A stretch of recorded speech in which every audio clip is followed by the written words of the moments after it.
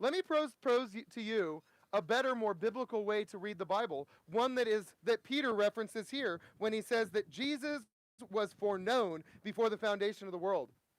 What if, and that what if is this is how it goes in the Bible, what if God, in his sovereign foresight, in his control over all things, created this world with the full knowledge of human sinfulness? So that even before he spoke the first words of creation, he knew that he was going to come into this world that he was going to send his son, that there was going to be rescue, ransom from sin by Jesus.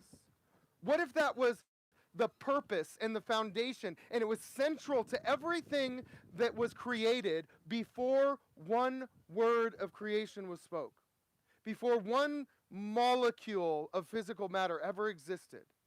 What if the point was that God is building a kingdom for his glory? He was going to do that through his people, and he knows that in the sinfulness of humankind that he's going to have to ransom them, and that the ends were determined from the very beginning. What if that's the purpose?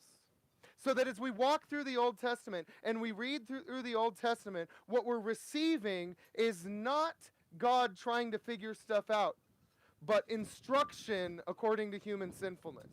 Because that's what actually Jesus in the book of Luke tells us that's happening in the Old Testament. What if it's watching the pattern of how humans mess things up and how God brings all things back together? How humans do things wrong, but God rights all wrongs.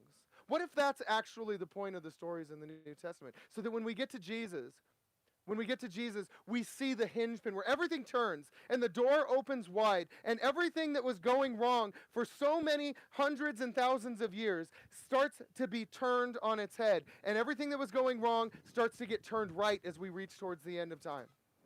What if that's what the New Testament is now?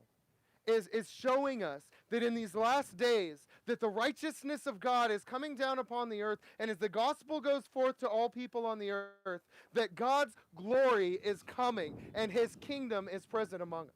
What if that's actually what it's about? Now, can you have loyalty to that kind of God? That kind of God who has a mind that is like no human, the mind that is so far superior to our minds? Can we have faith? Can we have loyalty in that kind of God? You bet we can. And can we have trust in that kind of God, that everything that he has promised about the glory of his eternal kingdom is coming to pass? You bet we can.